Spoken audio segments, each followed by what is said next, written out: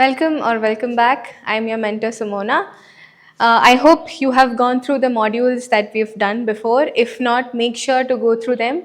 Otherwise, it will be very difficult for you to even understand a very basic bit of this particular module. This is again very important when it comes to your corporate training. This module is known as time, speed, and distance. You would have definitely gone through all of this in your previous classes, as in back in PUC or back in 10th grade when you were, learning physics or anything like that. Now you would have forgotten, but we will make use of this to understand different kind of situations in our scenario. Okay, in the real world applications, our environment across is what's happening and what not. So make sure that you go through the module that we did on LCM, multiplication, as well as the one exactly before this that we did, which was time and work. So make sure all of this is complete, only then you touch this particular module. Otherwise, it's of absolutely no use. So my genuine request to you, make sure you do all of that. Okay, so let's have an understanding as to what we are going to learn in this particular module. First things first, we are definitely going to understand what speed is. So when we are talking about speed, we see distance, we also see time. Correct? Now there is one concept which would be fairly new to a lot of people, which is relative speed. But people that have taken up science in your 11th and 12th, which is most of you all, right? So that you will know what relative speed is. Then there is boat and stream problems, and then there are also trains, correct? Boats and streams, again, if any of you attempted JEE, there you would have had advanced concepts for boats and streams. In your corporate hiring, it doesn't work that way, right? They want to hire you. That's why they will give you very basic concepts. They just want to understand if your basics are clear so that they can teach you further, they can train you better in their own lifestyle or environment. And the last concept here would be trains. So let's quickly dig into what's exactly happening. Let's understand the concept of speed, distance, and time. Very first thing is, you have already learned this. Everybody can tell me this. Speed is equal to distance by time. This is something I hope everybody knows. If you don't, just make a note of this, right? So speed is what? Equal to distance by time. Now, what are the units? Now see, there are different units. Now here, distance is basically a length, and time is also some sort of measurement. Measurement of what? Measurement in what? Seconds. It can be milliseconds, it can be hours, it can be minutes as well. So all of this, there is a generalized term, okay? Speed, when we're talking about, so let's say you want to travel from Mysore to Bangalore, right? I will say come in 5 hours, don't come in 1 hour. So you will see that you reach in 5 hours, making sure that your speed is broken. You will just not, come in some 100 kilometer per hour. No, that's not how it works. I told you 5 hours, right? I have given you 5 hours. So that's when this scenario comes into picture. So distance is what? I can measure this in kilometer, and time can be measured in hour. So kilometer per hour is one standard unit, and 1 kilometer per hour is basically 5 by 18 times meter per second. So meter is again given in seconds, and 1 meter per second is the opposite. So this is kilometer per hour here. Okay, it's simply the opposite. How is that coming? Now kilometer is what? Kilo is what? 1000, and hour is generally 60 into 60. Okay, that's how seconds come into picture. So when you simplify all of this, you're going to get 5 by 18, which is why we have directly written this down. Make sure you memorize this particular 5 by 18. Just remember one. So you will know 1 kilometer per hour is 5 by 18 meter per second. Just the opposite of that, which is 18 by 5, becomes 1 meter per second for kilometer per hour. Anyways, post this, we have, if speed is constant, what is a constant speed? Now let's say there are no hurdles, there are no humps, which is not possible in Indian roads. Let's consider some US scenario. There is just a simple plain road and there is constant speed, which means let's say someone's traveling or driving a car in just 20 kilometer per hour speed. They do not change the speed at all. There is no acceleration required, nothing required. Same speed going throughout. What happens that time? Then we can say time is directly proportional to distance. This is only when speed is constant. If speed is not constant, which is uniform, which is, the uniformity is not there generally everywhere else, correct? So if that is the case, then time is not directly proportional, because speed is equal to distance by time. From here we can say speed is directly proportional to distance, right? But here if you see, distance and time are inversely proportional to each other.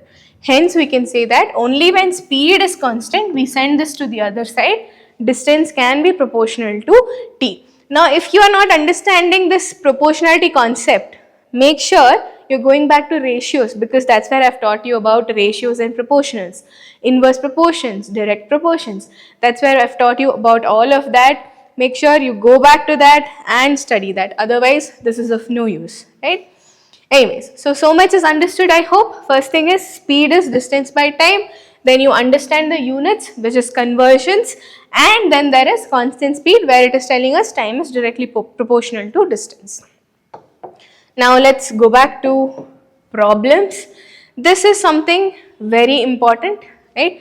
And fairly simple when compared to anything else. So consider yourself lucky if you're getting any problems from speed and distance.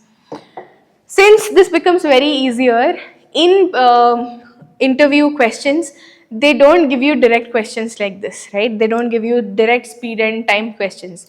They make sure to give you something from the downstream, upstream questions. Again, fairly simple, but then fairly difficult from when compared to just speed, distance and time. So let's come to this particular problem. It says a car travels 180 km in 3 hours. You need to find the speed. First thing, speed is distance by time. Now what is given to you? 180 kilometer is given to you, 3 hours is given to you, right? So I can simply say this is 180 by 3. So this is simply 60, right? So 60 kilometer per hour. Now what if this question continued and told you to find it in meter per second? What would you do? You will simply say 60 into 5 by 18, right? So from here I can say this is 3 6 are 18 and 3 20s, correct? Then I can say 2 3s are 6, 2 10s are 50, and then this is simply 50 by 3. Right? You can further divide this and then find the solution in meter per second. Right? Fairly simple. Just we just wrote 60 kilometers per hour. So much is clear for the very first question. I hope the first problem was understood. It was very simple, right? We just did speed is distance by time. We formulated distance value, we formulated time value, and hence moved ahead. Now let's come back to the second problem. It says a train covers 120 kilometer at 60 kilometer per hour. What is kilometer per hour? It is simply speed. So speed is given to us as 60 kilometer per hour. I am just writing k by h. From here I know what is this? Kilometer is going to give us the distance, because distance is measured in kilometers. So this gives us 120 kilometers. What is the time taken? So I know speed is what? Distance by time. Now from here I just have to send time to the other side. So t is equal to d by s, right? So what is our distance? 120, and what is the speed? 60. So this is simply 2. 2 what? This is hours. So 2 hours is our final answer for time taken. This is again very simple. All you had to do is just shift the places for speed and time. Now let's go back to the third problem. Now tell me, what do we do? First thing, if distance is 90 kilometer, distance is given to us, speed is given to us, what is the time? Very simple. So I will not write the formula again. We will directly put it down because we hardly have a minute's time. So I'll say this is simply 90 by 45, which is again 2. 2 what? Hour, because this is hours. Okay. Make sure you read the questions properly end to end, so that you know if it's asked in hours or seconds or minutes, right? If you have to do the conversion, make sure you know this, right? 1 hour is 60 minutes. and 1 minute is 60 seconds, right? So these kind of conversions, make sure you do if at all it's asked in the question. But generally they do not ask it because I am again telling you, people are there to hire you. They do not want to leave the good ones. So they're only checking the basics. So make sure your basics are very strong. Okay, now coming to a new concept, which is relative speed. Relative speed, what is a relative? No one likes relatives, right? I do not like, at least. So let's understand what is a relative speed, right? Relative speed is basically a comparison of different speeds happening together. Or let's say a train is standing in the railway station and there are other trains passing by. So we compare what is the speed between those two. Of course, that becomes 0, and whatever with whatever speed the other train is passing, that becomes the other part, right? So relative speed is simply that. So here the concept is, for same direction, relative speed is modulus of S1 minus S2. Now S1 is basically your speeds, okay? Now why modulus? What if this particular thing is greater than this? If I do not add that mod, it becomes a negative value. Now speed can be negative. I'm not telling you speed is not negative, because we can decelerate, right? So therefore what happens? Acceleration is becoming negative, but speed is what? It is a non-vector quantity, right? In scalar quantities, we generally do not take them as negatives. Therefore, we add a mod here in this particular position. Let me clear this for you. So, what does this same direction mean, right? Let's say there is a box, right? I am pushing the box this way, okay? So, I have another friend who is pushing from this way. So what is happening? Both of us are pushing the same box in the same particular way. So if that is the case, what happens? It becomes easier for us to move the box, right? So that's why what is happening? This, for the same direction, we get mod of S1 minus S2. Okay? But we are not talking about force. Remember, in forces it becomes different. But then since we are talking about speed, it simply, what happens? The relativity becomes negative, that's all. And then it's the mod. Now for opposite direction, what happens? In opposite direction, it simply adds up. How is that? Again, let's consider the same scenario. I am moving this particular box towards this side. There is another person who is pushing the box from here, and it is moving this side. So both of us are pushing the same box, that from that side one person is pushing, from this side I am pushing. What happens? If both the forces are same, no one will move, the box will not move. But if the forces are different, something like this can happen, correct? So similarly, for speed, when we are talking about speed, it simply adds up, because that particular box is getting a lot of motion, a lot of speed. Understood? That's why relative speed for opposite direction adds up. This was clear, right? The concept is clear. Now let's look into some problems. Relative speed is again a very, very, very simple concept. Very simple problems are also asked. So let's see. Two trains 60 km per hour and 40 km per hour. So train 1 has 60 km per hour. kph I can write, right? And train 2 has 40 km per hour, kph. In opposite directions. So what is important? Opposite directions. Find relative speed. So I'll just write rel speed. Relative speed is what? Since it is in opposite direction, they will add up. So 60 plus 40 is 100. So 100 km per hour. So all you had to know is this particular word, opposite direction.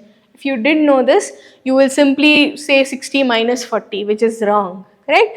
So make sure you understand what is exactly happening, opposite wise and same direction wise, right? So if you understand that concept, if the concept clarity is there, then this becomes easier.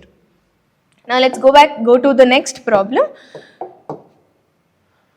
Okay, so first things first, read the question, understand. Let's see how many of you can solve before me. If you have done it, great. If you have not, Make sure you do it now with me.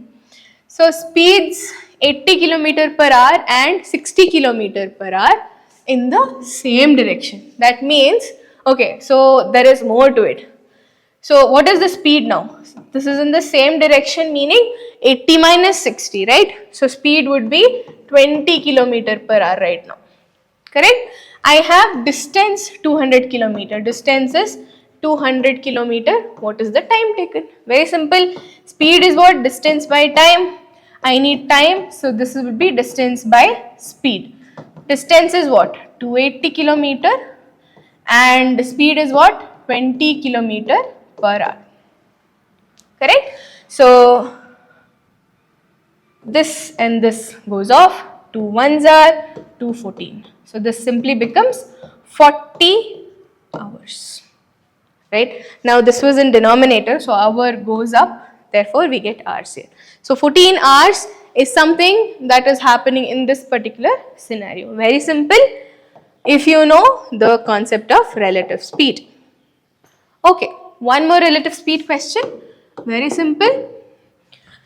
Two objects move at 20 km per hour and 10 meter per, sorry, not kilometer per hour, meter per second, 20 meter per second and 10 meter per second in opposite directions. So opposite direction, adding it up, what is the relative speed? Very quickly you can say it's simply 30 meter per second. Right? That's all we needed. We needed this word, which is opposite directions. That's it. So that is all you will need to know from relative speed. Two things, same direction and opposite direction. Opposites add. How will you remember this? Remember this as poles.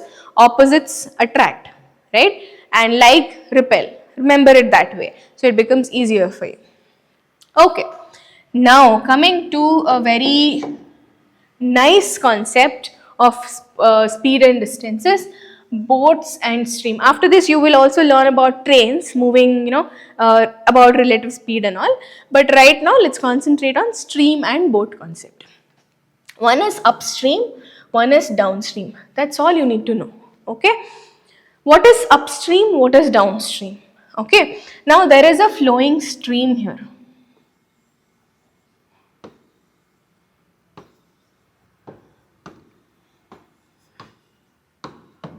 And it flows down somewhere here. Okay, so this section it stays, this section it has to move up, this section it has to go down. Let's take a different pen for better understanding. What is a better pen? Red? Does this look better? Yeah. Okay, so now let's say there is a boat here. Correct? Now at this particular, from here to here, this much distance, if the boat has to cover, it need not do anything. Correct? It will move with the movement of the wind. Correct? Or since, so now wind and stream is also connected, right? Now if the stream is moving this way, that means the wind is also moving this way. That means the boat will also move this way. Correct? That much is simple. That much is clear, I hope. Now if that is the case, from here to here, there is no problem at all. When does the problem arise? If let's say the boat wants to come to this particular point, what will happen that time? So here what is happening? The water will flow back, right? If there is some kind of uphill, waters generally flow like this. It will not flow like this. Correct? So from here to here, wind speed, because of wind speed, the water is flowing like this. But here it's not the wind that is acting, it is the uphill, right? Uphill that is acting. There is some kind of elevation. So here what happens? The boat has to put in more force, right, to move this particular uphill. Correct? Now, but if the boat wants to come from here, what will happen? If it's like this, right, the water is flowing like this, what will happen? The boat just has to come here. It will flow with the flow of water. That's it, right? So what's happening here? The speed will become what? Boat minus the speed of the stream. Understood? But here what will happen? In downstream, they are just simply adding up. Remember what is happening? In upstream, boat minus stream. Okay? In downstream, it is simply boat plus stream. You can also take a modulus here. That wouldn't change quite a lot because the answers are generally given in positives. Okay. All right. So let's dig in some problems. Very nice problems. I genuinely like boat stream problems. So I hope you will also like them. See, first question is boat speed is given as 10 kilometer per hour and the stream's force or the speed is given as 2 kilometers per hour. Find the upstream and downstream. Both you're supposed to find out. In upstream, what did I tell you? It is boat minus stream. In downstream, it is, sorry, it's not BS, it's DS. So in downstream, it is boat plus the stream. What is the boat speed? So in general, boat will have more speed in upstream, okay? That's why we do not have a modulus there. Whereas in relative speed, we extra added a modulus. Here we don't because again, I told you, it will exert more speed, correct? So boat will become 10 minus 2 and here it is 10 plus 2. So this is 8 and this is 12. Again, kilometer per hour and kilometer per hour. Okay. Now let's say this was in meter per second. What would you do? You will first convert this into kilometer per hour and then do it, or convert this into meter per second and then do it. So make sure both the speeds have the same kind of SI units. SI meaning the same units. Okay. Hope this was clear. Let's move on to the next problem. So second problem, very nice question. Downstream speed is given as 15 kilometer per hour. Upstream is given as 5 kilometer per hour. What is the speed of the boat? Okay. First thing is, see, there is downstream, there is upstream. Okay. There is one like this, there is one like this, which means I just have to divide it by 2. I have to add both of them and just simply divide it by 2. So 15 plus 5 divided by 2. So which is 20 by 2, 10. So 10 kilometer per hour is simply the speed of the boat. Okay. But let's say either of this word was not there. If it was just stream, then it means it is a flat surface. Understood? So you do not have to divide it by 2. Because in flat surface, it is simply moving. It doesn't need any kind of speed. Okay. So you will come across a problem just like that. Oh, so here it is. So you have a stream given to you, stream's value is given and upstream is given to you, 9 meaning 9 kilometer per hour, okay. So what would be the boat's speed now? It's simply 9 plus 3 kilometer per hour, which is equal to 12 kilometer per hour. I hope so much was clear. Now, since we did not have a downstream here, we did not do by 2. Okay, if we had downstream and the word upstream, then we would have divided it by 2. I told you why, because there is an elevation, there is again a derogation. So if that is the case, then what happens? Then it is divided by 2. But if it's this flat surface, this is of no use. We are not making use of this anyways, but there is an upstream here. So this 2 wouldn't be required. Therefore, we do not divide it by 2. Make sure you understand that part. Okay. Now comes a very, very interesting and very important topic, trains. Trains meeting, overtaking. Let's understand the concept first. So in upstream, downstream, there was the wind, the stream flow, all of this played some kind of picture here. As of now, we don't have any of that. We just are concerned about the length. Length meaning distance, okay? Distance is speed into time. How is this coming? Speed is equal to what? Distance by time. So from here, distance is what? Speed into time. So the same thing. Now here, convert kilometer per hour to meter per second. What do you have to do? You have to multiply by 5 by 18 and before using this formula. Now, in most cases, what happens is in train and train kind of problems, when you have 2 trains, 3 trains kind of problems, there they generally say one train is at meter per second some speed and the other one is at kilometer per speed. So this is something that is generally there everywhere. Therefore, what do? You will always convert it into meter per second, kilometer to meter per second. Okay, that's how you proceed with it. Okay, let's proceed. Let's come to the very first problem of trains. First question. Quickly read the question, understand before I do it. I hope you're doing it. Let me count till 5. 1, 2, 3, 4, and 5. Did you understand? Were you able to solve this question? If not, let's go ahead. Train is 120 meter long. Okay, 120 meter long. At 60 kilometer per hour, it crosses a pole. Okay, so there is a train which is 120 meter long.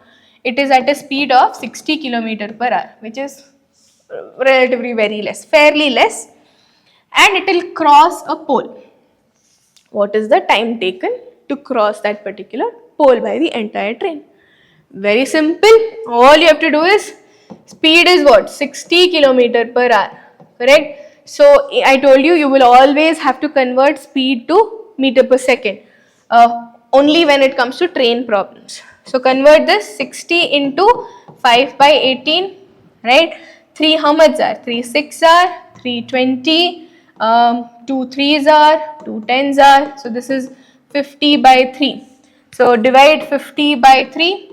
So 16s are 48, 2.0. So you will get 16.66666. So I will take it as 16.67. So I will write it here. Okay, I will not, let's not show all of this. Let's simply say this is equal to 16.67 meter per second. So that is the speed, 16.67 meter per second. Now what are you supposed to find out? You're supposed to find out the time. Very simple. Time is what? Now why did we convert this? Again, this is also in meters only, no? Therefore. So time is what? Time is simply distance by speed. So distance is how much? 120 meter by speed is 16.67. Right? So if this goes off, this is roughly around, right? This would be roughly around 7.2 seconds. So make sure you calculate that part, right? Or you can keep these as in fractions only and then put it here, so that way it will be easier for you as well. I did this with a lot of practice. You also make sure that you do it. This goes, so I will get 2 zeros here. I already had 120, and since these are 2 decimal places, 2 zeros here. Hence it is that much. Okay, so that is clear. Let's come back to the second question. So there are 2 trains now, right? Train A is 200 meter, it's quite long, and it overtakes 150 meter train in 30 seconds. Okay, so what else is given? What is the combined speed? Very simple. All you have to do is 200 plus 150 by how much? 30.